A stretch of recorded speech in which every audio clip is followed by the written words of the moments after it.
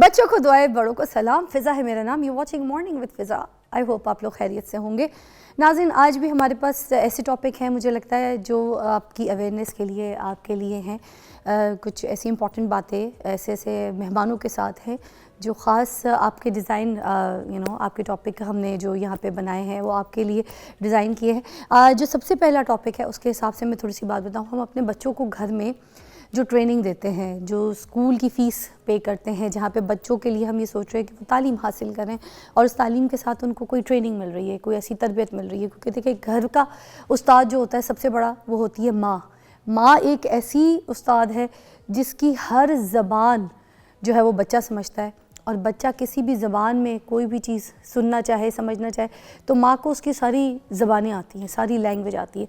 उससे बड़ा उस्ताद कोई नहीं होता। उसके बाद जो है हम जहाँ पे स्कूल तरबियत और जहाँ पर हम तालीम के लिए भेजते हैं, जहाँ पे हम फ़ीस पे करते हैं, अच्छे से अच्छा स्कूल देखते हैं कि इधर का माहौल कैसा है, एटमॉस्फेयर कैसा है, उस्ताद कैसे हैं, पढ़ाई कैसी है। ठीक है, वैसे तो अब ये वाला कंपटीशन आ गया कि हम ये कहते हैं जिस स्कूल की फ़ीस बहुत ज़्यादा होगी वहाँ पे बच्चा बहुत अच्छा पढ़ेगा। जिस स्कूल में सारे अमीर high not a class category के लोग नौश के बच्चे अगर जा रहे हैं, पोर्श बच्चे जा रहे हैं फैमिलीज़ के, तो फिर यही स्कूल सबसे अच्छा है। जबकि ऐसी कोई बात नहीं है। स्कूल वो अच्छा होता है जहाँ पर उस्ताद अच्छे हों। जब हम जाते हैं स्कूल की सिलेक्शन के लिए, हमें वहाँ के एटमॉस्फेयर में, लोगों के इदारे पे बैठ के, प्रिंसिपल से, बाकी उस्ताद से, उनके क्लासरूम्स में जाके, उनके बच्चों की मुझे लगता है जो एक जहाँ पे वो प्लेग्राउंड होता है, वहाँ पे किसी बच्चे से बात करके भी आपको समझ आ जाती है कि ये स्कूल कैसा है, यहाँ पे बच्चों को किस तरीके से तरबियत दी जा रही है। पहले तो ये सिलेक्शन होती थी, मैं तो कहती हूँ अभी भी इसी तरह की सिलेक्शन रखा करें। और अब आज का जो टॉपिक है वो उस तरह से है कि अब हम जैसे थोड़ा सा मुझे लगता है थक गए हैं। हमें समझ नहीं आती कि हम जहाँ पे बच्चे को भेज रहे हैं पढ़ाई के लिए, क्या वो जगह सही है, क्या वहाँ से वो कुछ सीख रहा है, क्या उसको कोई स्किल्स हासिल हो रहे हैं। क्योंकि दौर ये आ गया कि बच्चे में स्किल्स होना बहुत ज़रूरी है। सिर्फ वो जो रट्टाफिकेशन वाली डिग्रीज़ है ना, उससे काम नहीं चलेगा। और रट्टाफिकेशन आपको वैसे भी कहीं आगे नहीं पहुंचा सकती। आपको भी पता है अब तो एआई का दौर आ गया, जहाँ पे बच्चे ने दिमाग लगाना है, उधर वो कहता है यार आईपैड पे फ़ौरन एआई की चीज़ निकालो, वो उससे पूछ लेता है भाई ये कैसे करना है, ये बोलना कैसे, ये मैसेज कैसे करना है, ये इसका होमवर्क क्या है, इसका ये सब कुछ आपको किया कराया एआई आपको कहता है ये लीजिए। वहाँ पे एफर्टलेस हो जाती है हर चीज़ बच्चे की। तो जहाँ पे ये चीज़ है, यहाँ पे अब ये सिनेरियो है, तो इस सिचुएशन में बच्चे के अंदर स्किल्स किस तरह से पैदा किए जाएँ। हमारे पास आज एक मेहमान हैं जिनको हमने मधु किया है। वो पाकिस्तान में कोई ऐसी चीज़ों को मुतारिफ़ कराना चाह रहे हैं, ऐसी कोशिश करना चाह रहे हैं जिसमें बच्चे जो हैं बिना उस्ताद के घर पे जो है वो एक तरबियत हासिल कर सकते हैं तालीम की, और ख़ुद पढ़ सकते हैं, और कुछ ऐसे स्किल्स हैं जो घर बैठ के भी हासिल कर सकते हैं। इसका मतलब तालीम तो बड़ी आम हो जाएगी, हर घर में हो जाएगी।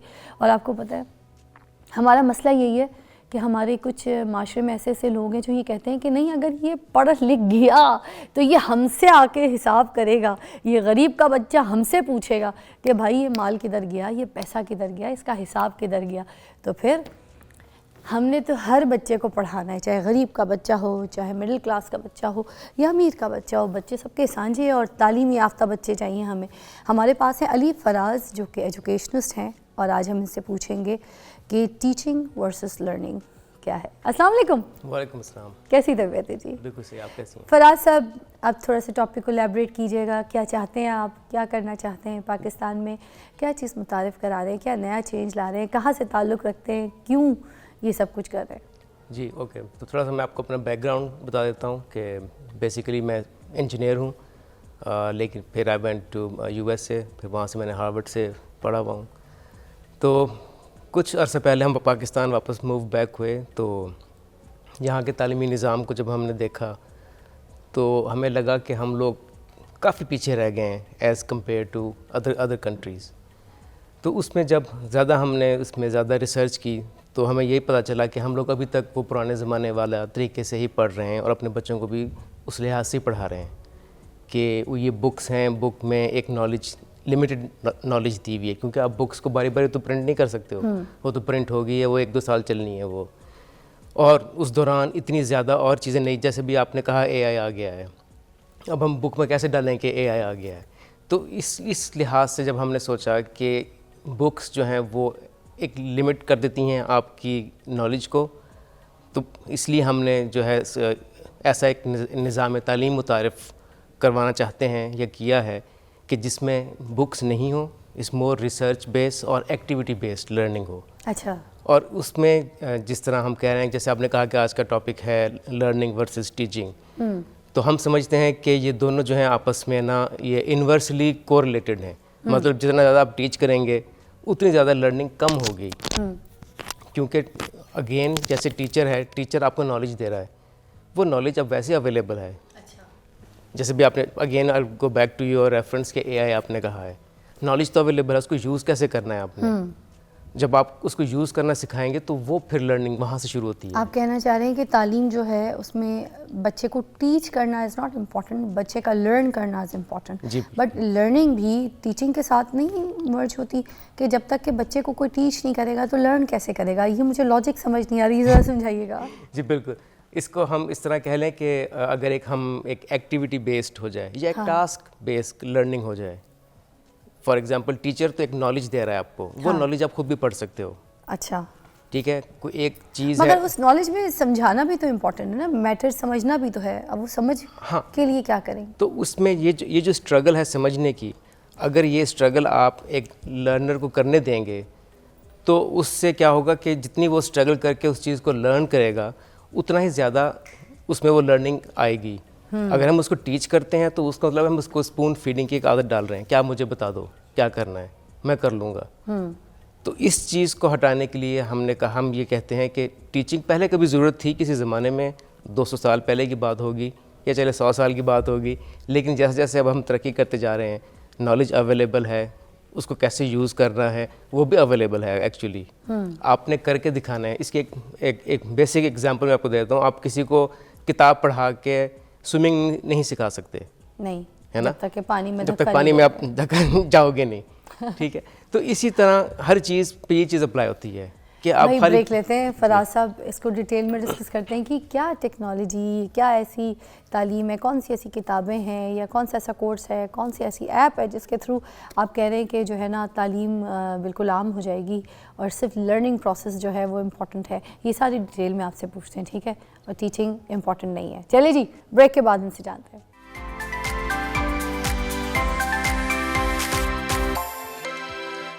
Welcome back, you watching morning with Fiza. हमारे साथ फराज साहब मौजूद हैं जो कि एजुकेशनिस्ट हैं। हमें बता रहे हैं कि लर्निंग जो है वो ज़्यादा इम्पॉर्टेंट है टीचिंग के निस्बतन। जी, तो क्या चीज़ें हैं, क्या ऐसी टेक्निक है जो आपको लगता है कि जिसके ज़रिए घर पे हम लोग जो है ना अपने बच्चों को सिखा सकते हैं, या फिर अगर स्कूल भी भेज रहे हैं तो वहाँ पर लर्निंग प्रोसेस जो है उसको कैसे बढ़ा सकते हैं? जी बिल्कुल। अच्छा, एक तो ये है कि जैसे आपने कहा घर पे, तो घर पे रह के आप मोर टूवर्ड्स एकेडमिक चीज़ें आप कवर कर सकते हो, लेकिन अगर आप उनको किसी ऐसी सेटिंग में भेजते हैं जहाँ पे ज़्यादा लोग इन्वॉल्व होते हैं, जैसे स्कूल हो गया, तो उन अगर वो स्कूल या वो जो इंस्टीट्यूट है वो इस पे बिलीव करता है कि अगर उनकी हमने सॉफ्ट स्किल्स डेवलप करनी है, क्योंकि अगर आप if you go from teaching to learning और आपने खुद से लर्न करना है, तो उसके लिए आपके पास कुछ ऐसी स्किल्स होनी चाहिए जो आपने डेवलप करनी है अपने अंदर, कि आप वो जो हार्ड टाइम आता है आपके अंदर, एक स्ट्रगल का होता है, उससे आप गो थ्रू कर सकें। वो जब ही आती हैं जब आप किसी ग्रुप में काम करते हैं और अपनी सॉफ्ट स्किल्स डेवलप करते हैं, जिसमें क्रिटिकल थिंकिंग हो गई है, आपको टीम वर्क आना चाहिए, आप में लीडरशिप क्वालिटीज़ होनी चाहिए। अच्छा। आपके अंदर परसिवरेंस होनी चाहिए, आपके अंदर ग्रिट होनी चाहिए कि नेवर गिव अप का एक आपका कॉन्सेप्ट, माइंडसेट जो है आपका, एक दो किस्म के माइंडसेट होते हैं, एक ग्रोथ माइंडसेट, एक फिक्स्ड माइंडसेट। फिक्स माइंडसेट है कि मुझे नहीं आता, ग्रोथ माइंडसेट है कि मुझे अभी नहीं आता, मुझे आ जाएगा। तो ये सब चीज़ें डेवलप होती हैं प्रैक्टिस करने से। अच्छा। ये सारी हैबिट्स हैं जो आप डेवलप करते हो बाय डूइंग प्रैक्टिस। तो अगर तो आप अपने किसी भी यंग लर्नर के अंदर आप ये कैरेक्टर ट्रेट्स डेवलप कर देते हैं, तो उनके लिए फिर ये बहुत आसान हो जाता है खुद से लर्न करना, क्योंकि उनके अंदर वो एक चीज़ जो होती है कि मुझे नहीं आता है, वो चीज़ उनमें से निकल जाती है। मतलब आप कह रहे हैं कि जदीद दौर में ये जो किताबी इल्म है, इससे ज़्यादा प्रैक्टिकल जो है वो प्रैक्टिस और प्रैक्टिकल लर्निंग जो है दैट इज़ मोर इम्पॉर्टेंट। जी, मैं बिल्कुल ये कह रहा हूँ कि जो प्रैक्टिकल लर्निंग है वो मोर इम्पॉर्टेंट है, वो जदीद दौर में भी और इससे पहले वाले दौर में भी ज़्यादा इंपॉर्टेंट वही थी कि आपको एक चीज़ करनी आनी चाहिए। एक होता है खाली आपने पढ़ लिया, you not talking about the ratification. Yes, आपने रटा लगा के इम्तिहान दे के आप आगे चले गए, ठीक है, ठीक है ना। एक होता है कि आपने एक चीज़ करके दिखाई है, आपने मास्टरी प्रूव की है कि मुझे ये देखो मुझे चीज़ करनी आती है। फिर खाली करनी नहीं आती, मैं उस चीज़ को चैलेंज भी कर सकता हूँ। हो सकता है मैं उसमें कोई गलतियाँ निकाल लूँ, हो सकता है कोई पुराना एक्सपेरिमेंट जो हम सदियों पुराने एक्सपेरिमेंट अभी भी हम करते हैं फिजिक्स केमिस्ट्री में, हो सकता है कि वो सही ना हो, लेकिन आपकी सोच तो ऐसी हो ना, इतनी क्रिटिकल आप सोच सकते हो कि ये जो हम कर रहे हैं शायद ये सही ना हो। आप you should be able to challenge those experiments as well. मगर हमारे जो ये गांव देहात होते हैं वहाँ पर तो बच्चों को वही एक पुराना जो स्कूल ऑफ थॉट है, सारी चीज़ें जो है वही पढ़ाई जा रही होती हैं। उनको किस तरीके से चेंज किया जाए, उनके लिए क्या प्रैक्टिकल किया जाए, क्या जो टीचर्स हैं वहाँ के, जो स्कूल्स हैं, उनके लिए क्या किया जा सकता है ऐसा चेंज? असल में हम जिस तरह के कुछ कंट्रीज़ हैं, कुछ डेवलपिंग कंट्रीज़ हैं जिन्होंने ये एक्सपेरिमेंट भी किया है कि इन बहुत रिमोट एरिया में उन्होंने जाके बग़ैर टीचर के बच्चों को पढ़ाना शुरू कर दिया, by just giving them the resources like computer with softwares, सब कुछ उसमें डाला हुआ है, बच्चे पढ़ते हैं और वो खुद से पढ़ना शुरू हो जाते हैं। और ये एक बहुत बड़ा एक्सपेरिमेंट हो चुका है दुनिया के अंदर। तो वही एक्सपेरिमेंट जो है वो भी हमारे लिए एक इंस्पिरेशन था कि अगर बाकी दुनिया के मुल्क में जो कि डेवलपिंग कंट्रीज़ हैं वहाँ ऐसे हो सकता है कि बग़ैर टीचर के जो हैं वो बच्चे पढ़ सकते हैं।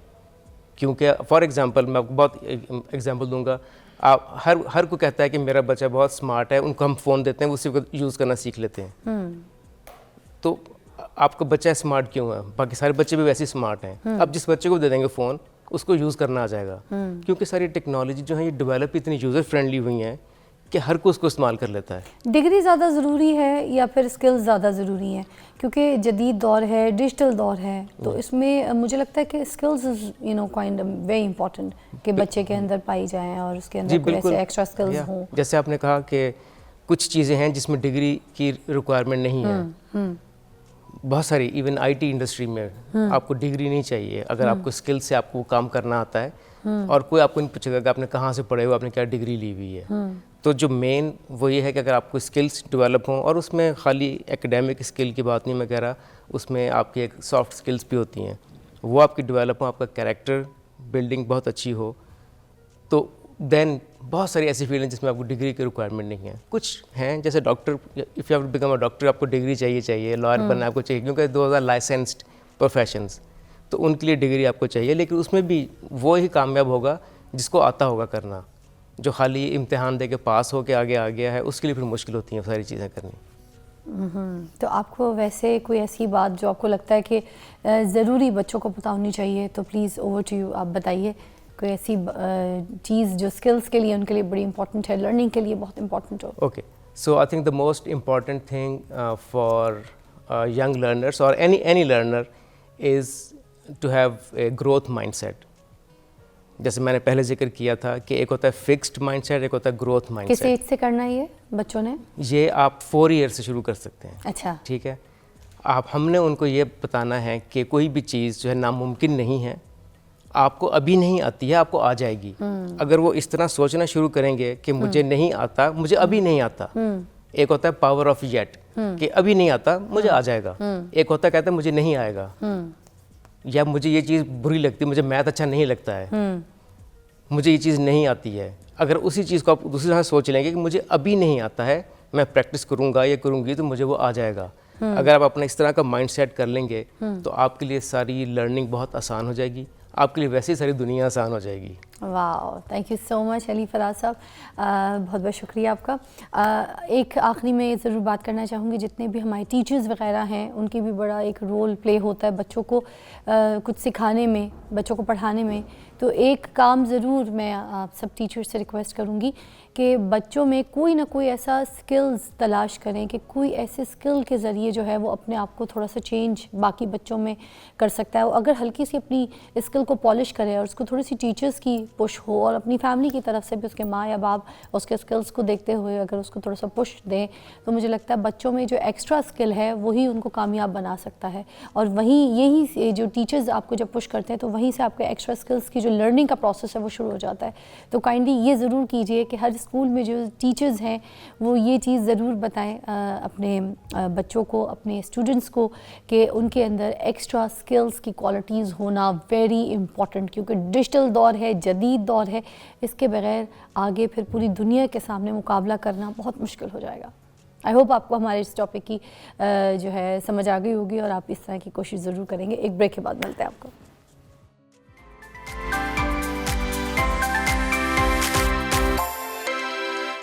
Welcome back, you watching morning with Fiza. नाज़रीन, अभी हम बात करेंगे कैंसर की ट्रीटमेंट के ऊपर। और आपको पता है सोशल मीडिया पे पिछले दिनों बड़ी वायरल गई थी जो नवजोत सिंह सिद्धू साहब जो थे, उनकी वाइफ को कैंसर हुआ था और उनकी वाइफ के लिए उन्होंने ये कहा था कि सारी जो ट्रीटमेंट है वो आयुर्वेदिक और हर्बल ट्रीटमेंट से मैंने अपनी बीवी का इलाज किया और अल्लाह के शुक्र से उनका सारा कुछ जो है वो ठीक हो गया है, रिकवर हो गया, वो कैंसर फ्री पेशेंट हो गई हैं और अल्लाह का शुक्र है कि she is totally fine now. तो हम इस बात की सच्चाई को जानना चाह रहे थे कि क्या इस बात में कितनी हकीकत है कि ये हर्बल और आयुर्वेदिक ट्रीटमेंट के थ्रू जो है कैंसर का इलाज मुमकिन है कि नहीं है।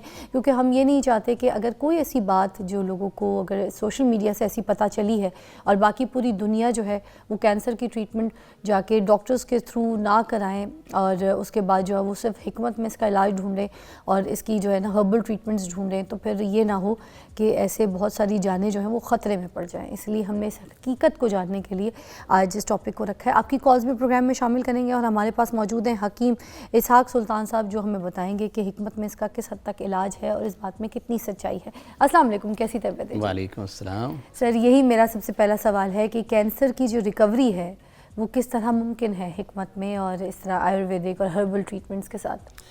फ़र्स्ट ऑफ़ ऑल तो ये मिसकंसेप्ट है कि जी इसका इलाज सिर्फ एक ही पैथी में हो सकता है, that is allopathy. Thousands of years से तिब के अंदर और आयुर्वेदिक के अंदर बाकायदा इस पर काम हुआ, लेकिन तरीक़ाकार दोनों का मुख्तलिफ होता है। तिब के अंदर क्या इसकी बाकायदा अपनी पैथोलॉजी, और तिब में हम कहते हैं कि ये एक सौदावी फोड़ा है, एक तेज़ाबियत है जिसमें इंसान का इम्यून सिस्टम वीक हो जाता है। अब हम हर्बल से क्या करते हैं, पेशेंट को डायरेक्ट कैंसर को ट्रीट नहीं कर रहे होते, हम उसके इम्यून सिस्टम को इतना स्ट्रॉन्ग कर देते हैं कि वो खुद कैंसर सेल्स को डिस्ट्रॉय करना शुरू कर देता है और अल्टीमेट जो है वो पेशेंट जो है वो कैंसर फ्री हो जाता है। लेकिन आपके तवासुत से मैं एक बात ज़रूर कहूँ कि जो लोग एडवांस स्टेजेस पे हैं और वो दूसरा एलोपैथी ट्रीटमेंट ले रहे हैं, साथ एज अ स्पोर्टिव ट्रीटमेंट के तौर पे वो हर्बल मेडिसिन को यूज़ करेंगे तो उनके क्योरिंग रेट बहुत ज़्यादा बेहतर हो जाएंगे। लेकिन वो भी कम अज़ कम इंतहाई क्वालिफाइड शख्स और जो बहुत ही एक्सपीरियंस हकीम हो उससे ही ट्रीटमेंट लेना चाहिए, क्योंकि वो ही इन मेडिसिन के मिजाज को समझता है और वही इसको प्रॉपर तौर पे यूज़ करवाता है। जैसे कि मैं आपके केस बता सकता हूँ कि मेरे पास केस एक बच्ची का आया जिसे बोन मैरो कैंसर था, जिसको कहा गया नहीं जी बोन मैरो ट्रांसप्लांट करना पड़ेगा। मैंने प्योर हर्ब के साथ इसका इलाज किया, उसके एविडेंस के तौर पे रिपोर्ट्स मेरे पास मौजूद हैं। इस पेशेंट का प्लेटलेट्स जस्ट 2 पे आ गया और उसके ब्लीडिंग हो रही थी जिस्म के मुख्तलिफ आज़ा के, स्किन से, मुख्तलिफ जगह से। अल्हम्दुलिल्लाह मेरे 2 से 3 महीने के इलाज के बाद उसकी रिपोर्ट्स मौजूद है। आप उसका प्लेटलेट्स 280 पे चला गया और जो कि यानी 2,80,000 पे। सर वो ऑलरेडी ट्रीटमेंट ले रही थी? 1.5 साल हो गया उसको ख़त्म, ट्रीटमेंट हो गया। She is a perfectly alright. कहने का मकसद ये है कि आप दूसरे वे से भी आप इसको ट्रीट ले सकते हैं, हर्बल से भी ले सकते हैं, बट एक कंप्यूटर पर्सन से जिसको इसके बारे में परफेक्ट नॉलेज हो, जिसको एक्सपीरियंस हो। अल्हम्दुलिल्लाह इसका तमाम स्टेजेस के अंदर इलाज मौजूद है। एज अ सपोर्टिंग के तौर पे भी यूज़ कर सकते हैं और वैसे मतलब एलोपैथी से हट के अगर हर्बल ट्रीटमेंट की हम बात करें और इस तरह से आयुर्वेदिक ट्रीटमेंट्स को इस्तेमाल करके जो है ना, मतलब अगर पेशेंट को ये दवाइयाँ बना के दी जाएँ और उनको सही तरीके से उनका जो है ना डायग्नोस करके कि किस तरीके का कैंसर है, क्या उसकी पोजीशन है, कौन सा स्टेज है, तो आप कहते हैं कि इसका कंप्लीट इलाज मौजूद है? जी बिल्कुल, इसका कंप्लीट इलाज मौजूद है। हम इसका इलाज 2 तरीके से करते हैं। एक तो हम इसको डाइट से करते हैं, हमने इस पेशेंट को कौन सी डाइट देनी है। तिब बताती है कि हमारे यहाँ जितने भी जिस्म के अंदर अखलात बनती हैं वो हमारी डाइट से बनती हैं। जो भी हमारे ब्लड की कंपोजिशन में चेंजिंग आती है परमानेंटली वो हमारी डाइट से ही तो आती है। जब हम ऐसी ग़िज़ाएँ को कट कर देते हैं जिनकी ऊपर जिस कैंसर के सेल्स वो मल्टीप्लाई करते हैं, ग्रोथ करते हैं, उनकी डाइट होती है वो, हम उस ग़िज़ा को अगर बंद कर दें, जैसे कैंसर सेल में होता क्या है, ये अनकंट्रोल्ड ग्रोथ होती है इसकी और अनलिमिटेड होती है। और अनस्टॉप्ड होती है ये, और जब ये किसी एक जगह इकट्ठे हो जाते हैं वो ट्यूमर की शक्ल इख्तियार कर जाता है। तो इनकी ग्रोथ कहाँ पर होती है, इनको ख़िज़ा क्या चाहिए, हम वो ख़िज़ाएँ पर सबसे पहले पेशेंट को बंद कर देंगे। जैसे सबसे पहले हम क्या करें, इसका ग्लूकोज जो है, ऐसी ग़िज़ाएँ जिसमें निशास्ता मौजूद है हम उसको बंद करेंगे, क्योंकि यही तो इसकी ग़िज़ा है जिससे मल्टीप्लाई करता है बहुत स्पीड के साथ, और इसकी वजह से मरीज़ जो है वो दिन ब दिन कमज़ोर होता चला जाता है। तो क्या ये लीमू, हल्दी, लहसुन, सेब का सिरका ये कैंसर के मर्ज़ के लिए बेहतर है? बिल्कुल, इसमें बहुत हेल्पफुल है, ये बड़ा जो है इससे स्पोर्टिंग किस्म की ये रेमडीज़ है। आप देखा कि किसी को ज़ख़म है वो ठीक नहीं हो रहा उसका, हम उसको क्या कहते हैं, उसका टेम्परेचर ही नहीं, हम उसे नीम के पत्ते जो 10 से 12 पत्ते उसमें 4 से 5 काली मिर्च डाल के उसको ग्राइंड, उसको बाकायदा तो पानी डाल के उसको कहवा बना के हम उस मरीज़ को देते हैं, तो अल्हम्दुलिल्लाह उसको ज़ख़म भी हील अप होना शुरू हो जाता है, उसका टेम्परेचर 1% ठीक हो जाता है। और सेकंड जो आप बता रहे हैं जो लीमू है, मैंने पहले बताया कि कैंसर क्या है, इक्तिज़ाबी मादा है, तो हमने क्या करना है, अपनी बॉडी का एटमॉस्फेयर को हम अल्कलाइन करना है। तो खाने में तो ये तोश होता है, बट ये बॉडी में जाता है तो आपके बॉडी का टेम्परामेंट जो अल्कलाइन कर देता है, और that is anti for the cancer cells. उसमें कैंसर सेल डेवलप ग्रो ही नहीं कर सकते। इसमें लहसुन आ जाता है, या खून को पतला करता है, आपके खून को जो बहुत गाढ़ा हो रहा है कैंसर अंदर उसको पतला कर देता है। और सर मैं तो लहसुन वैसे भी आम ज़िंदगी में भी फाँकती हूँ, मेरी अम्मी भी फाँका करती थी, अम्मी भी मेरी कैंसर पेशेंट थी, मेरी अम्मी की डेथ भी कैंसर की वजह से हुई, तो मगर हमें पता बहुत लेट स्टेज में चला था, और मेरी अम्मी कहती थी कि मुझे ऐसे छिड़वाओ मत डॉक्टर से, मेरा ये जो लंप है ये नहीं निकलवाओ, अम्मी को ब्रेस्ट का था, तो अम्मी मना करती होती थी। अम्मी कहती थी कि मुझे पता है कि किस तरीके से इसकी ट्रीटमेंट होनी है, मुझे इस तरह से अभी डॉक्टर के पास लेके जाओगे, मैं जितना जीना है नहीं जी सकूंगी, मर जाऊंगी। अब देखें ना, घरों में इसी तरह की बात होती है, हमें समझ नहीं आता कि हमने एलोपैथी इलाज लेना है, हमें हर्बल इलाज लेना है, हमने क्या करना है। अब खुद मेरे घर की अपनी स्टोरी, मेरी इतनी स्ट्रॉन्ग स्टोरी है घर की कि हम इस चीज़ में बड़ा सफ़र हमने किया, हम 8 भाई बहन थे, हमने बड़ी तकलीफ़ें सही हैं। अगर किसी भी घर में कोई कैंसर पेशेंट हो, आप इमेजिन कर सकते हैं, जो पेशेंट होता है उससे ज़्यादा ट्रॉमा बाकी बच्चों को और बाकी फैमिली वालों को। तो एक ब्रेक के बाद हम इसको मज़ीद डिस्कस करते हैं।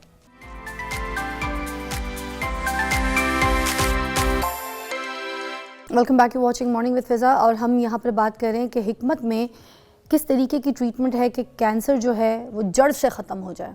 ठीक है जी, आप बता रहे हैं कुछ दवाइयाँ, कुछ इलाज यहाँ पे। जी, सबसे पहले तो मैंने जैसे पहले कहा है कि आपने इसके लिए डाइट को लाजमी रखना है कि उसको किन चीज़ों से हमें परहेज़ करना है। एक तो रिफाइंड किस्म की जितने भी ऑयल्स होते हैं उनको छोड़ देने, आप इसमें ऑलिव ऑयल या देसी घी थोड़ी मिकदार में पेशेंट को ज़रूर देना है आपने। अच्छा। इसके अलावा आपने कोशिश करनी है कि अनाज को छोड़ दिया जाए, सिर्फ चंद वेजिटेबल्स होंगे, इसके अलावा जिसमें टिंडे, गाजर, मूली, शलजम, घिया वगैरह हो, और उसमें हल्की सी काली मिर्च डालेंगे, हल्दी, अदरक, लहसुन, और 1 से 2 चम्मच देसी घी या ऑलिव ऑयल यूज़ करेंगे।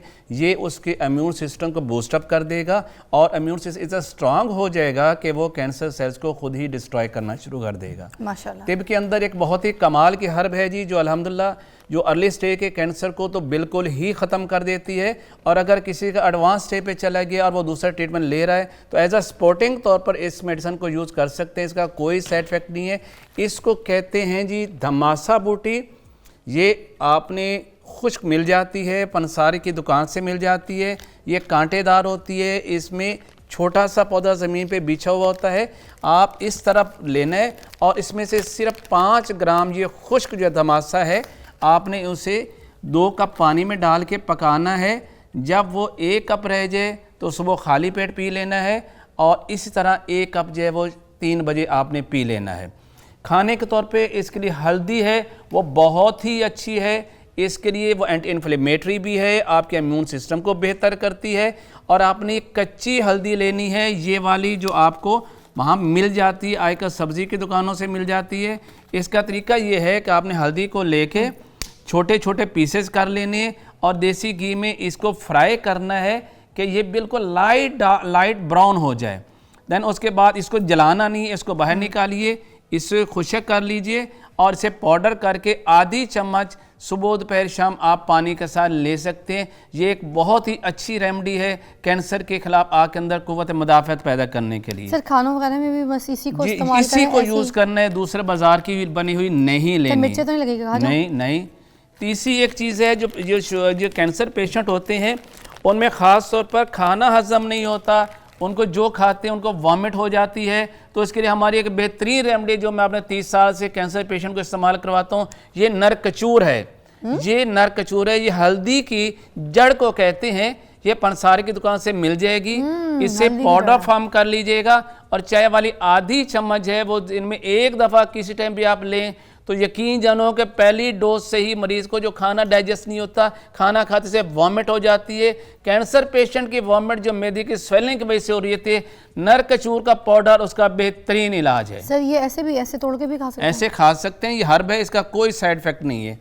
और इसमें एक और चीज, टूटी नहीं रही, ये सख्त बहुत ज्यादा होती है। एक और चीज, जो कैंसर पेशेंट है उसके चूंकि तेजाबियत ज्यादा होने की वजह से उसमें कैल्शियम कम हो जाता है, उसकी हड्डियां खास पे कम, रीढ़ की हड्डी में बहुत शदीद दर्द होता है और वहाँ पर इंजेक्शन जो है, नशे के इंजेक्शन भी उसको रिलीफ नहीं दे रहे होते।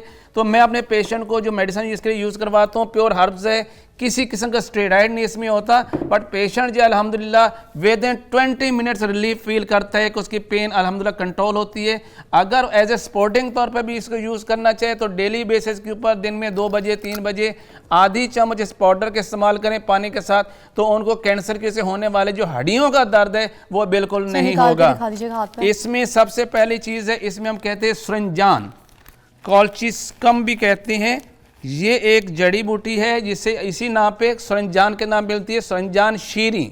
2 तरह के सुरंजान होती हैं, एक सुरंजान तल्ख होती है और एक सुरंजान शीरी है। ये सुरंजान शीरी आपने लेनी है। अच्छा, एक तो इसका ये है, दूसरा ये है खुश्क जिंजर, जिससे हम अपनी ज़बान के अंदर जो है सुंड कहते हैं, आपने ये लेनी है। ये भी पंसारी से आपको इसी हालत में मिल जाएगी, ये ड्राई फॉर्म में अंदर मिलेगी। दूसरा जूस ये है, यानी पहला मैंने आपको बताया सुरंजान शीरी, दूसरा ये है सुंड कहते हैं इसे, या सोंठ कहते हैं। सोंठ, अच्छा ये सोंठ है। तीसरी चीज़ जो है ये काली मिर्च है, आपने काली मिर्च का इस्तेमाल करवाना है, आप इसे इस्तेमाल कीजिएगा। काली मिर्च आपको पता है कि एंटीऑक्सीडेंट भी होती है, इम्यूनिटी पैदा करती है। और चौथी चीज़ जो आपके जिस्म के अंदर बहुत ज़्यादा क़ुव्वत मुदाफ़अत पैदा करती है, अश्वगंधा, जिसे हमारी तिब की ज़बान में असगंध नागौरी भी कहते हैं। ये इस तरह उसकी जड़ें होती है, छोटी छोटी फॉर्म में आपको मिलेंगी, डंडियाँ सी। ये चारों चीज़ें बराबर वजन में लेके इसको ग्राइंड करके रख लीजिएगा और इसको बाद मिक्स करिए। और चाय वाली आधी चम्मच आपने 2 बजे ली, अगर पेन में रिलीफ नहीं हुआ तो 15 मिनट बाद फिर आधी चम्मच, नहीं फील होता 15 मिनट आधी चम्मच।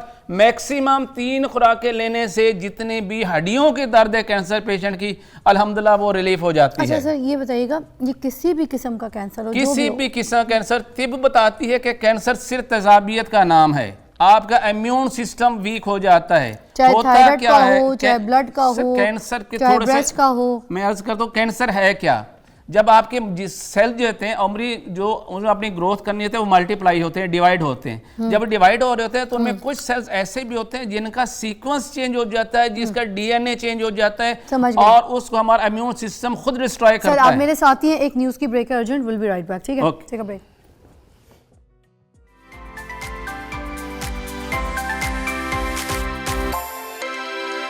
Welcome back. हकीम साहब अभी मुझे ये फ़जीला की रिपोर्ट दिखा रहे थे, जो इनकी पेशेंट है, इन्होंने हिकमत से इलाज किया है और इनके जितने भी जो रिपोर्ट्स है आप बताइएगा साथ साथ उसमें कितना क्लियर आया है सर। जी ये एक पेशेंट है जी, फ़जीला नाम है इसका, और इसको डॉक्टर ने डिक्लेयर किया ये बोन मैरो कैंसर है और इसके लिए 1 करोड़ रुपये उनको कहा गया। अल्हम्दुलिल्लाह मैंने इस पेशेंट का जब इलाज किया तो विद इन 2 to 3 मंथ ये 25-100% ठीक है। अभी भी माशाल्लाह इलाज को छोड़े हमें 1.5 साल हो गया, ख़त्म किया। आज भी 12 कभी आते हैं, अपने दोबारा टेस्ट का CBC करवाते हैं तो इनका बेसिकली प्लेटलेट्स जो था, चूँकि बोन मैरो नहीं बना पा रही थी, तो अल्हम्दुलिल्लाह ये बच्ची बिल्कुल ठीक है। और इस टाइम इसका प्लेटलेट्स जो है वो 2,80,000 पे है, जो कि बिल्कुल हेल्दी लाइफ गुजार रही हैं। इनको प्लेटलेट्स की कमी की वजह से जो ब्लीडिंग होती थी मुख्तलिफ ऑर्गन से, अल्हम्दुलिल्लाह वो बिल्कुल ठीक है, दोबारा फिर कभी भी नहीं हुआ। शुक्र अल्हम्दुलिल्लाह, शुक्र अल्हम्दुलिल्लाह। ठीक है, अभी अब जो हमें इसका चुकंदर और गाजर के बारे में भी बता दीजिए। आपको पता है प्लेटलेट्स के जितने भी कैंसर पेशेंट होते हैं इनका HB लेवल बहुत गिरता है, इन्हें बार बार ब्लड लगवाना पड़ता है, ब्लड ट्रांसफ्यूजन करनी पड़ती है। तो उसके लिए हमारे पास एक बेहतरीन से अल्कलाइन जो है वो जूस है, अगर वो मेरी पेशेंट जो है वो एज ए स्पोर्टिंग तौर पे सुबह शाम 1-1 गिलास इसका यूज़ कर ले तो उसका HB लेवल मेंटेन हो जाता है, वो नहीं गिरता। अच्छा, उसके लिए क्या है, आपने गाजर लेनी है, इसका जूस निकालना है, 1 कप, 1 गिलास लेने, उसके अंदर ये चिकंदर है इसका थोड़ा सा पीस आपने ये शामिल करना है, और इसके अंदर 2 जो है वो आंवले आपने डाल लेने हैं, इसके छिलका निकाल के इसकी गुठलियाँ आपने निकाल देनी है, इनको ग्राइंड करना है, और उसके बाद आप इसको छान के इस पेशेंट को पिलाइएगा सुबह शाम। तो इससे इम्यूनिटी बहुत इन्हांस होगी, इसका इम्यून सिस्टम बहुत बेहतर आंवला को होगा। दोबारा बता दें, आंवला को क्या करना है? आंवला के अंदर चूंकि गुठली होती है, आपने गुठली निकाल देनी, इसका सिर्फ पल्प लेना है, 2 आंवला। हाँ, उसको छीलने की तो जरूरत होती ही जी, नहीं है, जी, ये पूरा ऐसे ही निकल जाता पूरा है ऐसे ना? निकल जाता है इसमें से। और चिकंदर का इतना सा पीस आपने ये लेना है जी, और गाजर इतनी लेनी है जिससे 1 गिलास जूस निकल आए। ठीक है। ये इस पेशेंट को एक फिर बताऊंगा कि इसको चीनी बंद कर देनी है, इस पेशेंट को दूध बंद कर देना है, गंदम बंद कर देना है, चावल सर, बंद कर देना है। दूध क्यों बंद करना है? इसलिए कि उसका लैक्टोज होता है, और अल्टीमेटली ये ग्लूकोज में कन्वर्ट होगा, और ग्लूकोज एक हिजाब बनती है कैंसर सेल्स की होती है, तो इस वजह से दूध बंद जी, दूध और ऐसी चीज़ जिससे ग्लूकोज जिसमें है वो आपने बंद करना है। तीसरा एक और बहुत ज़रूरी है कि इस पेशेंट को रोज़ा रखवाएं, या कम से कम 12 घंटे की फास्टिंग ज़रूर दीजिएगा। अच्छा। जब आप फास्टिंग देते हैं तो फिर क्या होता है, कैंसर को सेल्स को तो एक तो वो उनको डाइट नहीं मिलती जिसकी वजह से प्रॉपर वो मल्टीप्लाई नहीं होते, फिर आपका इम्यून सिस्टम खुद जब क्या करता है, इस कैंसर सेल्स को खुद कैंसर सेल को खाना शुरू कर देता है, और पेशेंट बहुत स्पीड से रिकवर हो जाता है। इसमें जहां हम ग़िज़ाई इलाज आपको बता रहे हैं उसको ज़रूर फॉलो कीजिए, और दवाई इलाज में सबसे बेहतरीन अगर तिब के अंदर अभी तक कोई दवा आई है तो वो है धमासा बूटी। मैंने पहले भी बताया, इसे एज अ स्पोर्टिंग रेमेडी के तौर पे भी यूज़ कर सकते हैं, और अर्ली स्टेज के ऊपर कैंसर को तो 100% ये ख़त्म करता है, चाहे वो किसी स्टेज पे क्यों ना हो। सर, जिसकी फैमिली में सिर्फ अभी जैसे मेरी आपको पता है वालदा को कैंसर था जी, तो अभी हमारी फैमिली में अल्लाह का शुक्र है सारे 8 बच्चे जो हैं, हम लोग 8 भाई बहन को कैंसर की कोई ऐसी शिकायत नहीं है, मगर क्या हम उसको पहले से बिल्कुल एज ए प्रिकॉशन यूज़ कर सकते हैं। जैसे मैंने बताया, हल्दी को इस्तेमाल कीजिएगा, ये बहुत एंटी इन्फ्लेमेटरी है। इस तरह मैंने बाकी जो हर्ब्स आपको बताई हैं, जिनको पेन वगैरह होती है, जिनके कैल्शियम बहुत ज़्यादा, तेजाबियत को कम करें असर में, ये असर आप ग़िज़ा से ठीक कर सकते हैं। सर, ये जो जूस आपने बताया था आंवला और इसका ये जो गाजर चुकंदर, ये हमने कब कब पीना है? आप 1 गिलास सुबह पी लीजिए, और अगर पेशेंट है तो उसको 1 गिलास जो है फिर आप शाम 4 बजे भी दे दीजिएगा। ठीक है। और ये जो नीम के पत्ते, ये नीम के पत्ते 10 से 12 पत्ते, इसमें 2 से 4 काली मिर्चें डाल के इसको वैसे चबा के खा लें, ऊपर से पानी पी लें। कैसे मुझे दिखाएं? जी, जैसे ये पत्ता है, ये पत्ता है, नीम के पत्ते हैं, काली मिर्चें कैसे मैं करके देखती हूँ ताकि लोग भी इसी तरीके से इसको अगर फॉलो 12 कर पत्ते सकें। ये हों, ये देखिए नीम के पत्ते हैं, सर धो के साफ सुथरा करके लेकर आए, ये बात नीचे ना लिखना और शुरू कर इसमें दीजिएगा। 5 दाने काली मिर्च के ये डालें, 2 पत्ते नीम के, नहीं 12 पत्ते नीम के, 5 दाने काली मिर्च के। अच्छा। आप इसको अच्छी तरह ग्राइंड, जैसे सरदाई बनाते हैं ऐसे तरह रगड़ के 1 कप पानी डालिए, और इसे सुबह खाली पेट इसको पी लीजिएगा। सर मैं ऐसे खा लूं? खा सकते हैं, थोड़ा सा कड़वा ज़रूर होता है, मगर ये कमाल की चीज़ है, एंटी कैंसर के तौर पे काम करती है। लेकिन फिर बताऊं, हर्बल की जितनी अद्वियात हैं वो डायरेक्ट कैंसर को किल नहीं करती, ये आपके इम्यून सिस्टम को इन्हांस करते हैं, और आपका इम्यून सिस्टम क़ुव्वत मुदाफ़त इतनी स्ट्रांग हो जाती है कि वो कैंसर के ख़िलाफ़ खुद ही लड़ती है, और इसको फतह हासिल होती है इससे।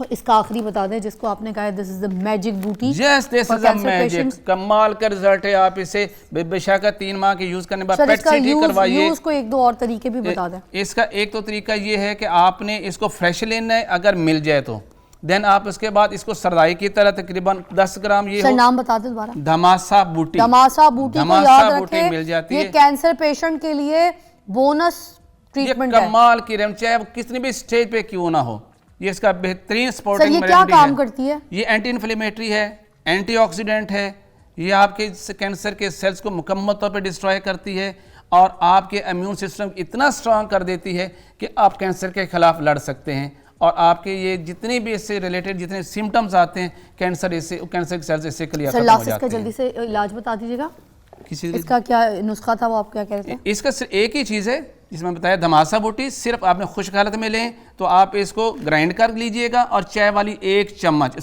वाली 1 चम्मच आपने उसने 1 कप पानी के बॉयल करना है। जब ½ कप पानी रह जाए आप इसे छान के 2 टाइम पीजिएगा, सुबह 10 बजे और 3 बजे के लगभग। क्या बात। बाकी जो मेडिसिन आप यूज़ कर रहे हैं एज वो ले सकते हैं, या इसी को अकेलों के भी यूज़ करें। अर्ली स्टेज के कैंसर 100% इससे ठीक। मैंने थाउजेंड्स ऑफ पेशेंट का अल्हम्दुलिल्लाह इलाज किया है, और एक पेशेंट का जो बायोडाटा मैंने आपको सामने दिखाया है, जिसको भी डॉक्टरों ने डिक्लेयर कर दिया था कि इसका बोन मैरो ही चेंज होगा और कोई हल नहीं है, अल्हम्दुलिल्लाह वो बच्ची बिल्कुल ठीक है, और इस इलाज को ख़त्म हुई मैंने किए 1.5 साल हो गए। अभी भी बच्ची के रिपोर्ट्स में गाहे बगैर चेक करवाता हूँ, उसके प्लेटलेट्स अपने 100% नॉर्मल पे हैं, वो कभी भी 2,80,000 से कम नहीं हुए, Thank you so much. जो कि बहुत पहले शुक्रिया सिर्फ हकीम साहब। 2-3 तक रह गए थे। सर बहुत बहुत शुक्रिया। देखें जी, आखिर में भी ये कहना चाहूँगी, कैंसर जो है ना वो ऐसे जैसे किसी अखबार में ना ऐसे सिगरेट आप ऐसे लगा दें, जब वो सिगरेट आप लगा देंगे वो बीच में एक सुराख हो जाएगा, बर्न हो जाएगा, आग तो बुझ जाएगी मगर वो आस्ता आस्ता ऐसे ऐसे फैलता रहेगा। तो कैंसर ऐसे ऐसे फैलता है। जो ट्रीटमेंट्स आपको यहाँ पर बताई गई हैं वो इस्तेमाल कीजिए as a supportive medicine. These things are very very good. ये आपकी बॉडी को साफ़ रखेंगी, इन्फ्लेमेटरी आपकी चीज़ें रहेंगी, आपकी उन चीज़ों के साथ फाइट करेंगी। वो सेल्स जो ख़राब हो रहे हैं, डैमेज हो रहे हैं, जहाँ पे ये फैल रहा है कैंसर, उनके ख़िलाफ़ ये जाके जो है ना अपनी लड़ाई करेगी। मगर साथ साथ अपनी ट्रीटमेंट करवाइए, अपने सारे टेस्ट्स करवाइए, अच्छी सी अपनी मेडिकल रिपोर्ट लेके अपना सारा इलाज करवाइए डॉक्टर से, और साथ साथ सारा सपोर्टिव ट्रीटमेंट्स जो ये चीज़ें बताइए, जो डाइट बताइए, लाइफस्टाइल बताइए, जो हेल्दी चीज़ें आपको खाने को कही हैं, इसको ज़रूर शामिल करें। अपना ख्याल रखिएगा। एक ब्रेक के बाद मिलते हैं।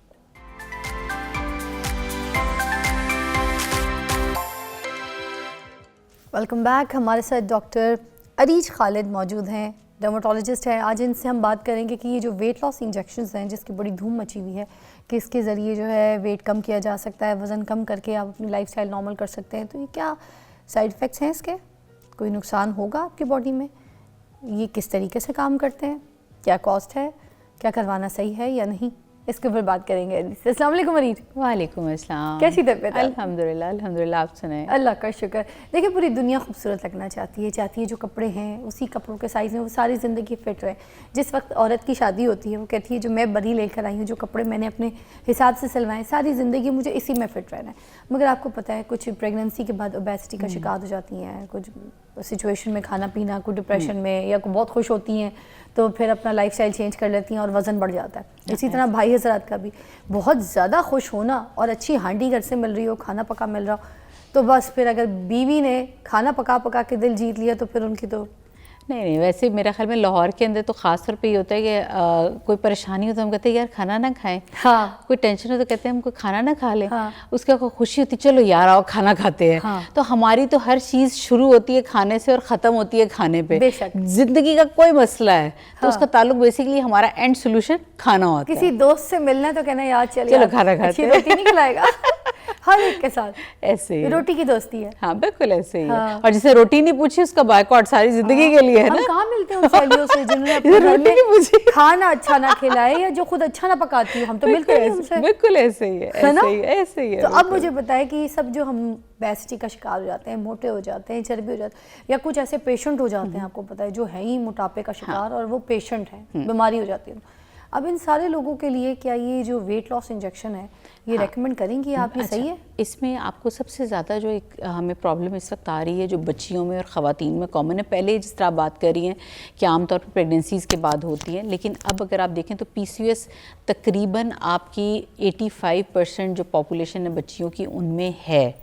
अच्छा, पॉलीसिस्टिक ओवरी सिंड्रोम की वजह से इंसुलिन रेजिस्टेंस होती है, आपका वो वेट नहीं गिरने देते, तो आमतौर पर उसकी वजह से अक्सर बच्चियों का वज़न बहुत तेज़ी से बढ़ता है और वो कम नहीं कर पा रही होती, बावजूद ये कि वो डाइटिंग कर रही हैं, बावजूद इसके कि वो एक्सरसाइज कर रही हैं, तो क्योंकि इंटरनल बॉडी में से रेजिस्टेंस आ रही है तो वो कम नहीं कर पाती हैं।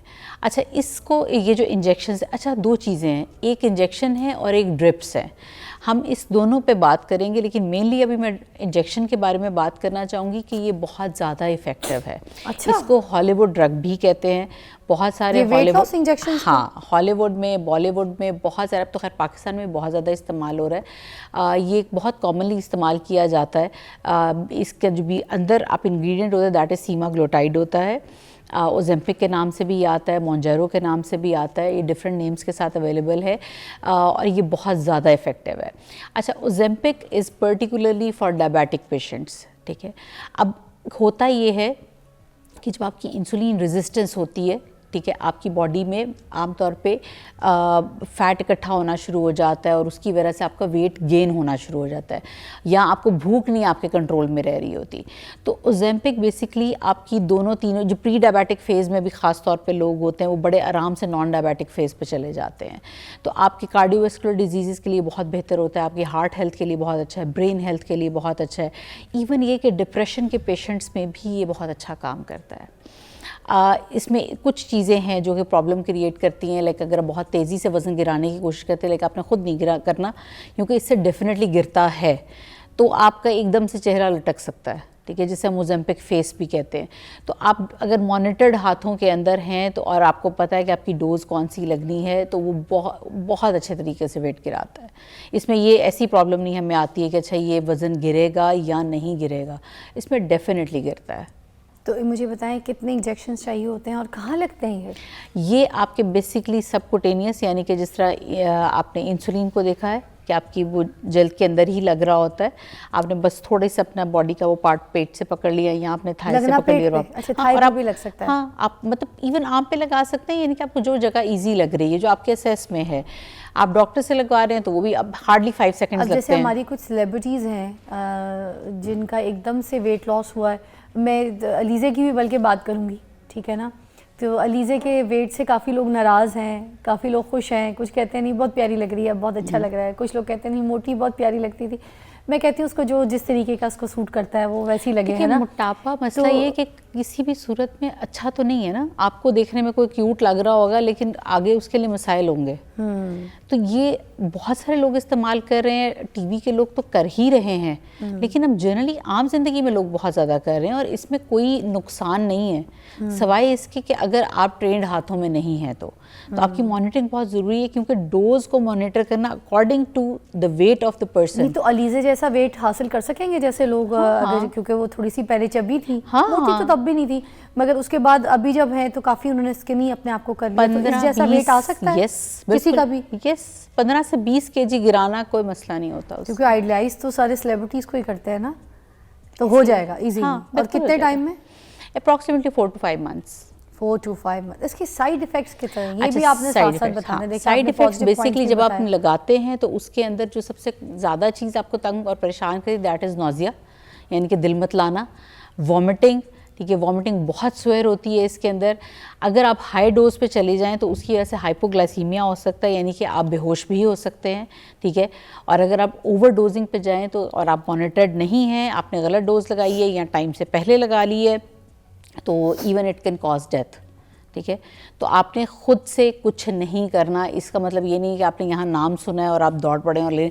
अच्छा, उसकी सबसे अच्छी बात ये कि वो ऐसे ओवर द काउंटर अवेलेबल भी नहीं है, वो आपकी जब तक कोई डॉक्टर की प्रिस्क्रिप्शन नहीं होगी। सबसे अच्छी पहली दफ़ा मुझे खुशी है पाकिस्तान में कि वो आपको ओवर द काउंटर नहीं मिलेगा, क्योंकि वाइटनिंग इंजेक्शन तो अब लोगों के घरों में अवेलेबल हैं और घर पे लोग आते हैं, उन्होंने नर्सें रख ली हैं, वो लगा के चले जाते हैं। बन भी तो उनकी 2-4 गली पीछे बन रहे होते हैं ना, हाँ, ऐसे लग भी जाते हैं। तो अब लोगों के घरों में मैंने देखा डब्बे मिल रहे हैं। मैं तो अपने दोस्तों के घर में जब मिलने के लिए जाती हूँ तो वो मुझे बता रही होती है कि हम तो ये प्रोडक्ट लेकर आए, तो ये देखो हम ये लगा रहे हैं, तो ये कर रहे हैं। तो अब तो इतना अवेलेबल हो गया, तो ये वाइटनिंग इंजेक्शन की तरह ही एक कोर्स है आप कह रही हैं जो इसमें 4-5 महीने लगने हैं। 4-5 महीने, और इसमें कुछ लोग ऊपर भी चले जाते हैं अगर उनका ज़्यादा हमने वेट ड्रॉप करना है।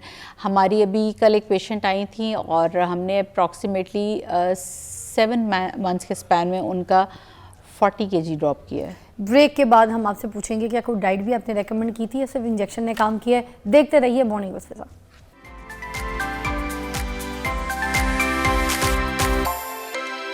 Welcome back, you watching morning with Fiza. और हम यहाँ पर आपको बता रहे हैं कि जो इंजेक्शंस हैं वेट लॉस के वो क्या काम करते हैं, उसके क्या साइड इफ़ेक्ट्स हैं और कितने टाइम पीरियड में जो है वज़न कम कर सकते हैं। अच्छा, एक बार ये जब वज़न कम कर दें इंजेक्शंस जो है 7 महीने में 8 महीने में, तो उसके बाद क्या वापस 1-2 साल लगा के जो बंदा खाता पीता है अपनी लाइफस्टाइल चेंज करता है, फिर ये वेट वापस अगर आ जाए तो फिर इसको रिपीट किया जा सकता है? आमतौर पे ये होता है कि हम ये कहते हैं कि जिस तरह कि अगर आपको लग रहा है कि 1 to 2 kg भी ऊपर आया है तो आप आके एक इंजेक्शन लगवा लें, बजाय ऐसे कि आप फिर जो है ना कोई मतलब 20 kg ऊपर चले जाएं और फिर आप आएँ, क्योंकि ज़ाहिर आपको थोड़ा बहुत भी वज़न ऊपर जाने पे आइडिया हो जाता है। जिस तरह मैंने भी अपना इसी से कम किया था और मैंने अप्रॉक्सीमेटली 22 kgs कम किया। अच्छा, विदाउट एनी एक्सरसाइज? हाँ, without any exercise.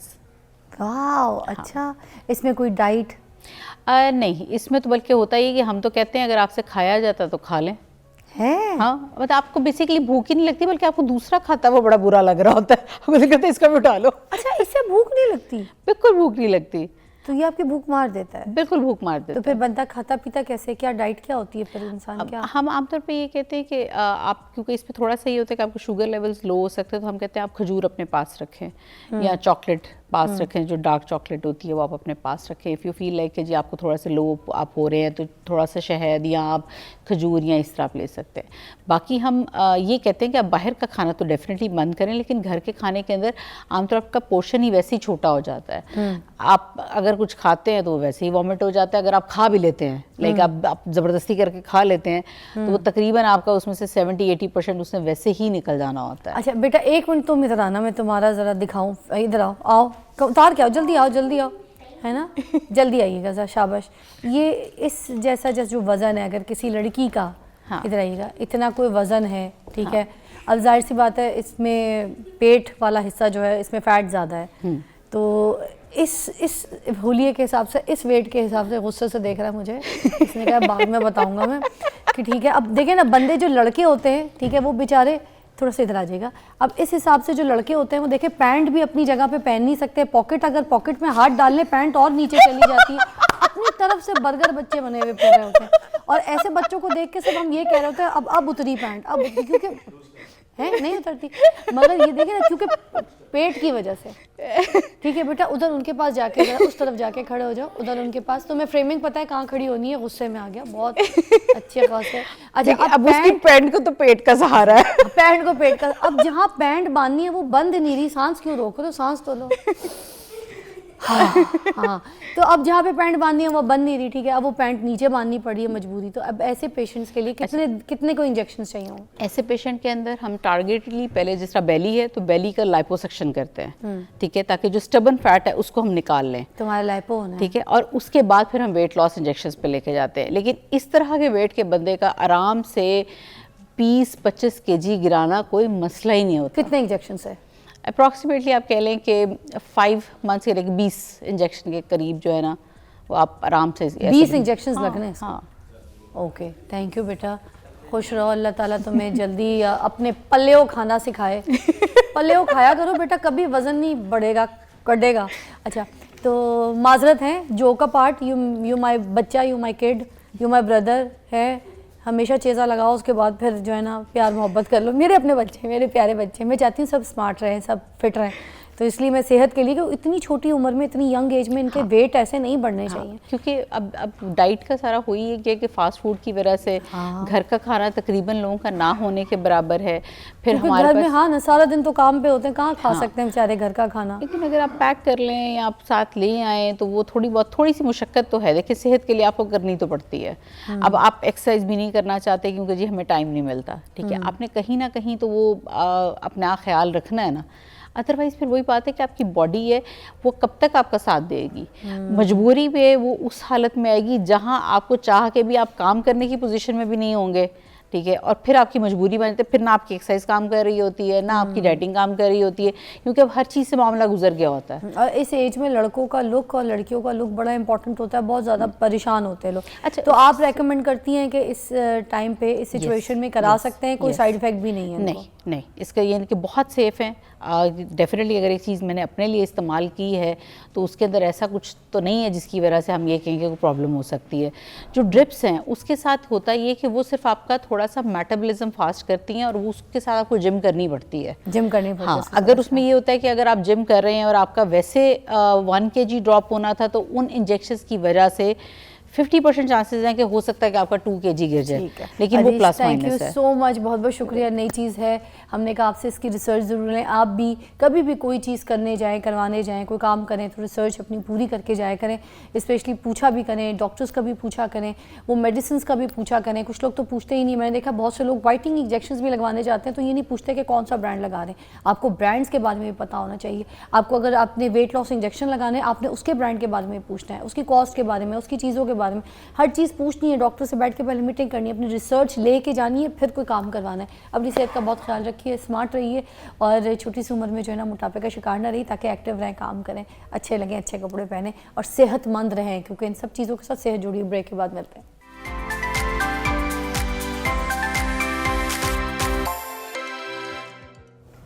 Welcome back नाजरीन। इस वक्त पंजाब में अगर आप पतंगबाजी कर रहे हैं ना तो आप ख़बरदार हो जाएं, बिल्कुल होशियार हो जाएं, क्योंकि पंजाब असम्बली में पतंगबाजी पर मुकम्मल पाबंदी का बिल जो है वो मंजूर हो गया और इसके ऊपर बहुत सख्त सज़ाएँ जो हैं वो अनाउंस कर दी गई हैं।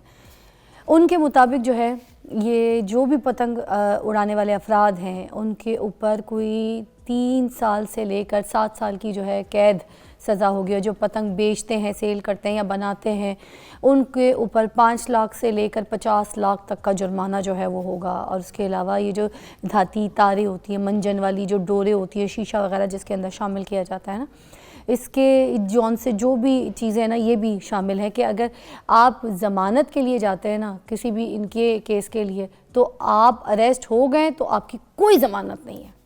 बड़ा सख्त कानून किया गया। इस पर मज़ीद डिस्कस करेंगे। हमारे साथ बैरिस्टर वकास अब्रेस खान साहब हमारे साथ मौजूद हैं और बहुत तरीके से आपको बताएंगे सारे कानून, सारे सज़ाएँ और जो कानून जिस तरीके से सख्त कर दिया गया है, इस सारी चीज़ों के ऊपर बात करेंगे। अस्सलाम वालेकुम अब्रेस साहब। वालेकुम सलाम। कैसे हैं, तबीयत कैसी है? बड़ा खूबसूरत आपने फूल लगाया है। Thank you so much. हाँ, वो कहते हैं कि अपने तो दामन में कुछ नहीं कांटों के सिवा, आप तो फूलों के तलबगार नजर आते हैं। और एक कहते हैं ना चलती गाड़ी चलता पुल, आपकी पॉकेट में सफ़ेद फूल। Thank you.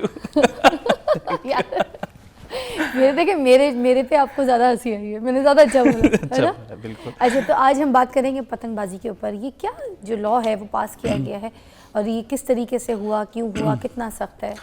देखिए फ़िज़ा, हम गुज़िश्ता 10-12 सालों से पाकिस्तान के अंदर जो जमहूरियत देख रहे हैं और इसमें हम मैक्सिमम जो भी गवर्नमेंट आती है उनकी पॉलिसीज़ को, उनकी जितनी भी एनेक्टमेंट्स हैं, लॉ मेकिंग, हम क्रिटिसाइज़ करते हैं। लेकिन कई दफ़ा हमारी हुकूमतें जो हैं वो चाहे प्रोविंशियल गवर्नमेंट्स हैं, हमारी फेडरल हुकूमत है, वो इस तरह के कवानीन बनाती हैं जिसको हमें अप्रिशिएट करना चाहिए, एडमायर करना चाहिए। This is that kind of law कि जिसको हमें हर सूरत एडमायर और अप्रिशिएट करना चाहिए। वो इसलिए कि किसी एक शख्स की कुछ लम्हों की, दकीकों की, लहज़ों की मुसरत या बसात किसी के घर में सफ़े मातम बिछाने का सबब बन सकती है। हमने गुज़िश्ता साल भी देखा कि एक शख्स जो था वो मोटरसाइकिल पे जा रहा था, फैसलाबाद का वो शहरी था, वो किसी और फिर उसके और बहुत हॉरिबल न्यूज़ थी। उसकी कुछ दिनों के बाद उसकी शादी थी और जिस तरीके से वो तेज़ डोर ने उसके गले को जो है वो गले में फिरी और बहुत एक ड्रास्टिक, अंदूरनाक और अंदेशनाक वाक़या। और सर ये एक सामने आया ना, ऐसे कितने होंगे? बहुत सारे वाक़यात हैं। ये मीडिया की वजह, मीडिया जिन चीज़ों को लाइमलाइट में लाती है वो हमारे फिर शऊर के अंदर भी आ जाती हैं चीज़ें, हमारे नॉलेज इन्फॉर्मेशन का हिस्सा बनती हैं। बहुत सारे ऐसे इंसिडेंट्स हैं, you have absolutely put the nail on the head, के जो हमारी इन्फॉर्मेशन तक, हमारे शऊर तक, या जो मीडिया जिन चीज़ों को लाइमलाइट में नहीं लाती तो हम तक पहुँच नहीं पाती। लिहाजा ये किसी एक घर की दास्तान नहीं है, ये किसी एक घर की सरगिश या बीती नहीं है। बहुत से लोगों के साथ ये जो है जिनके घरों में सफ़ा मातम बिछा है। कोई किसी का बाप चला गया, वो दौरे यतीमी में चला गया, किसी की बहन से उसकी मोहब्बत छिन गई, किसी के माँ बाप से उसकी आंखों का तारा चला गया। तो लिहाजा ये जो एनेक्टमेंट अभी की गई है, अमेंडेड बिल लाया गया, 2001 के अंदर भी कानून मौजूद था। 2001 के अंदर जो कानून था उसके अंदर जो मोस्ट ऑफ दी ऑफेंसेस थे वो बेलेबल ऑफेंसेस थे, कि आपको एक तरफ से पकड़ा गया और दूसरी तरफ से आपने वकील किया और जाके वहाँ पर आपने मचलके दी। और बेलेबल ऑफेंस के अंदर you can claim your bail as a matter of right. ये आपका एक राइट है, एक फंडामेंटल राइट है कि बेलेबल ऑफेंस में आपको बेल दे दीजिए। फिर उस कानून को बनाने की जो मकसदियत थी, ऑब्जेक्टिव था, जो उसका पर्पस था, वो फोत हो जाता है। लिहाजा उस वक्त जो कानून बनाया गया था उसकी एफिकेसी को डिटरमिन करने की जो यार्डस्टिक थी वो बहुत अंडरमाइंड थी। जो भी शख्स वो क्राइम कमिट करता था, पतंगबाजी करता था, उससे अगर किसी का नुकसान होता है, किसी के गले में डोर फिरती है, तो अल्टीमेटली वो उसको जो है वो ज़मानत मिल जाती थी। अब वही कानून जो है उसको सख्त किया गया। वो जो ऑफेंसेस थे, जो बेलेबल थे, काबिल ज़मानत थे, अब नाकाबिल ज़मानत करार दे दिए गए, नॉन बेलेबल ऑफेंसेस हो गए। जो सज़ा 3 साल तक थी मैक्सिमम, वो 7 साल तक कर दी गई। जो जुर्माना 1 लाख रुपया था, वो जुर्माना 1 लाख से बढ़ाकर अगर कोई शख्स पतंगबाजी करता है, उड़ाता है पतंगे, तो उसका 20 लाख है। अगर कोई पतंगे बेचता है, उसका कारोबार करता है, उसको एक जगह से लेकर दूसरी जगह तक जाता है, वो पकड़ा जाता है, लिहाजा उसकी जो जुर्माने की रेशो वो भी बढ़ाकर 1 लाख से 50 लाख तक कर दिए। लिहाजा आपके प्रोग्राम के तवज्जो से मैं एक बात ज़रूर बताना चाहूँगा कि वो बच्चे या वो लोग जो 2, 4, 5, 10 पतंगे लेकर भी बाइक पे एक जगह से दूसरी जगह जाते हैं, अगर वो भी पकड़े गए तो उनको भी 50 लाख रुपए तक जुर्माना किया जा भले सकता है। उन्होंने नहीं बनाई, भले वो नहीं उड़ा रहे, मगर वो सिर्फ लेके ट्रैवल कर रहे हैं। वो ट्रैवल कर रहे हैं। ट्रांसपोर्टर का वर्ड इस्तेमाल किया गया है कि जो शख्स पतंगों को कैरी करके, इंडोर को कैरी करके एक जगह से दूसरी जगह जा रहा है, उसकी नकलो हरकत के दरमियान अगर वो मटीरियल उससे बरामद होता है, पुलिस वाले उसे फॉरफीचर करते हैं, जब्त करते हैं, तो वो उसकी बेस के ऊपर उसे 50 लाख तक जुर्माना किया जा सकता है और उसकी जो है 7 साल तक सजा दी जा सकती है। लिहाजा मैं ये फिज़ा समझता हूँ कि हम जैसे मुल्कों के अंदर जो थर्ड वर्ल्ड नेशंस हैं, वहाँ पे डेथ एंड पनिशमेंट का जो प्रिंसिपल है वो इन्फोर्स करना चाहिए। और इंग्लिश जूरिस्प्रूडेंस ये कहती है कि जिन माशरों के अंदर, जिन मुल्कों के अंदर, जिन कौमों के अंदर या रियासतों के अंदर जुर्म करने से पहले या जुल्म करने से पहले या किसी के सरों से चदर उतारने से पहले या किसी का गिरेबान जो है चाक करने से पहले लोगों के हाथ नहीं कांपते, ज़मीर मलामत नहीं करते, टांगे नहीं लरसती, उनको डेथ एंड पनिशमेंट दी जाए, होलनाक, इबरतनाक, उंदेशनाक, कर्बनाक सजाएं दी जाए, ताकि जो सोसाइटी में दूसरे दबीज और हकीकत में सोच रखने वाले लोग उनके जहानों कलूब पे ये चीज़ रक्स करे कि कल अगर हम भी पतंगबाजी करेंगे, किसी के घर का चूल्हा हम बुझाने जा रहे हैं, किसी का गला काटने जा रहे हैं, किसी को यतीम करने जा रहे हैं, तो हमारे साथ स्टेट जो है वो सुतेली माँ से बदतर सलूक करेगी। सर ये पहले क्यों नहीं इस तरह से स्टेप लिया गया, ये अब जो स्टेप लिया गया पहले क्यों नहीं इस तरह से सख्त किया गया? आपके सामने जब आप मीडिया की बात करें तो मीडिया ने भी काफ़ी जब इसको हाईलाइट किया और इन्हांस किया, उसके बावजूद भी उस टाइम पे भी इस तरह का सख्त कानून नहीं आया, मगर अभी तो कोई ऐसी हाईलाइट सिचुएशन भी नहीं थी, तो कानून इतना सख्त क्यों? फिजा उसकी सबसे बड़ी वजह यह है कि चूँकि कसूर के अंदर 2 फरवरी की जो तारीख अनाउंस कर दी गई है कि वहाँ पे बसंत का त्यौहार मनाया जाएगा। इसी तरह हर साल, पिछले साल फैसलाबाद के अंदर बसंत का त्यौहार बनाया गया है। इसी तरह सियालकोट के अंदर, गुजरांवाला के अंदर, या ये जो बेल्ट है पंजाब का स्पेसिफिकली, यहाँ पे भी बसंत का त्यौहार बनाया जाता है। बसंत को जश्न बहारा के साथ कनेक्ट किया जाता है, लिहाजा ये फरवरी के तीसरे हफ्ते, दूसरे हफ्ते या लास्ट वीक के अंदर ये सेलिब्रेट किया जाता है। लिहाजा इस वक्त जो था that was the most pivotal time, मतलब पिवटल टाइम के जिसके अंदर इसको इन्फोर्स करने की जरूरत थी। It was on the tip of every tongue in Pakistan. I must say this is the talk of the town. चूँकि जो लोग इस त्यौहार को सेलिब्रेट करते हैं, एंजॉय करते हैं, या जो पतंगे उड़ाते हैं, उनके लिए बड़ा क्रूशियल टाइम था। उनको जो है शुतर बेमहार की तरह आज़ादी देने की बजाय उनको नकेल डालने का this was the right time and the right step has been taken by the provincial government the right time and I must appreciate कि एक बड़ा ज़बरदस्त स्टेप ले लिया गया। अगर हाँ 2-3 महीने पहले ले लिया जाता, शायद आँख ओझल पहाड़ ओझल, ठीक है। और हमारी मीडिया की भी आदत है, हम लोगों का भी बहसीत कौमियत और इम्तियाज़ है कि जब चीज़ें पुरानी हो जाती हैं तो हम उसकी तरफ इंटरेस्ट लेना छोड़ जाते हैं, तो नई नई चीज़ों की तरफ हमारा भी बहुत ज़्यादा इंटरेस्ट रहता है। गुज़िश्ता रोज़ मैंने 3 टॉक शो इस पर, मॉर्निंग शो इस पर किए। इसका पर्पस क्या है कि ये जो 1 महीना है जिसमें बसंत का त्यौहार सेलिब्रेट किया जाता है, कि लोगों के हर ज़ुबान ज़द-ए-आम या ज़राए तफन्नुन भी, ये जो लोग सेलिब्रेशन की तरफ जाते हैं वो इस चीज़ से बात रहें, उनकी ममानत की जाए, उनको ये बताया जाए कि अगर आप पतंगबाजी करेंगे और आपके लिए जो है वो सज़ाएँ भी बढ़ा दी गई हैं, नॉन बेलेबल ऑफेंसेस हैं, आपके घर वाले भी अजियत का शिकार होंगे। क्योंकि जब आप किसी शख्स को जो है वो ज़ख्मी करेंगे या किसी शख्स को मौत के घाट उतारेंगे, और मैं इसको हमेशा ये कहता हूँ, लोग कहते हैं कि ये जो 322 के तहत डील किया जाता है, अगर कोई शख्स जो है इलीगल एक्ट करता है जिससे किसी की जान चली जाती है लेकिन उसकी नीयत उसके अंदर इन्वॉल्व नहीं थी, तो 322 उसके ऊपर लगता है, उसको बोलते हैं कत्ल बिस्सबाब। उसकी सज़ा जो है सिर्फ दियत है, किसी किस्म की सज़ा नहीं। लेकिन मैं ये समझता हूँ कि पतंगबाजी जैसा जो काम है ये तो इंटेंशनल मर्डर के ज़िम्मे में आता है कि आप 302 शख्स पे लगाना चाहिए कि जिसको ये पता है कि जब मेरी पतंग कटेगी इस डोर के साथ किसी का गला कटेगा। एक गला नहीं कटेगा, एक घर कटेगा, एक घर नहीं कटेगा, एक बस्ती कटेगी, एक बस्ती नहीं कटेगी, एक मुल्क कटेगा। लिहाजा मैं ये समझता हूँ कि ये जो कटने कटाने का सिलसिला है उसको छोड़ना चाहिए, और उसके लिए फिर वही बात करूँगा कि जो इंग्लिश जूरिस्प्रूडेंस का कंसेप्ट है कि हम जैसे मुल्कों के लिए, बहुत डाइसी से कहा गया कि आपके मुल्क के पास अपना कानून नहीं है, यूके के पास अनरिटन कॉन्स्टिट्यूशन है, आपका आइन कहाँ पर है? उसने कहा it has written on the hearts of people, लोगों के दिलों पे लिखा है। हमें किसी कागज के दस्तूर में छूरे झंडे की जरूरत। इसके बरक्स हमारे हम जैसे मुल्क हैं, जहाँ तक जब तक आप सजा इन्फोर्स नहीं करेंगे, डेटरेंट पनिशमेंट नहीं देंगे, शायद हम इन चीज़ों बहुत के आला, खिलाफ बहुत लड़ आला, बिल्कुल सही। आपने मैसेज भी बहुत अच्छा कन्वे किया। थैंक यू सो मच आपकी तशरीफ़ आवरी का, क्योंकि एक बहुत मैं कहूँगी पब्लिक सर्विस मैसेज है जो आज हमारे प्रोग्राम के तवज्जुह से हम आपको यहाँ पर दे रहे हैं कि खुदारा थोड़ा सा खौफ खुदा रखें। हम यही घूम फिर के यहाँ पे बात करते हैं कि हम ये जो अपने माँ बाप जो हैं, जितने भी पेरेंट्स हैं, अपने बच्चों को बिठाएं, समझाएं, प्यार से समझाएं, थोड़ी सी सख्ती भी करें कि वो छुप के भी इस तरह की कोई हरकत ना करें, क्योंकि इससे किसी इंसानी जान जो है वो जुड़ी हुई है। और अगर किसी आपके कोई मोहल्ले में आपके कोई पतंगबाजी कर रहा है, ऐसे को उड़ा रहा है, आप देख रहे हैं और आपको उसकी कोई ऐसी खबर रखते हैं, भले आपके दोस्त यारों में से और जान पहचान में से, मगर आप उसकी कंप्लेन करें, आप उसकी खबर करें, एक बार समझाने की कोशिश करें। नहीं समझता तो इसका कानून बड़ा सख्त हो गया है, इसकी सज़ा है, इसकी बेल कोई नहीं है। और मैं बताऊं कि जो कर रहे हैं ये तो उस बात को क्लियर समझ लें कि अगर पकड़ हो गई तो बेल कोई नहीं है इसकी। बहुत बुरा कानून सख्त जो है वो नाक़िस कर दिया गया है। और मैं आपको बताऊं, जब कानून सख्त हो जाए और कहीं कानून सही हो ना, तो आवाम को उनका साथ देना चाहिए। हम कानून के साथ खड़े इस लॉ पे। I am so happy and I appreciate कितना अच्छा कानून जो है ये इसको नाक़िस किया गया है। तो आपसे मुलाकात करूँगी कल। अपना बहुत ख्याल रखिएगा और प्लीज़ सबका ख्याल रखते हुए ये सब काम छोड़ दीजिएगा। अल्लाह हाफ़िज़।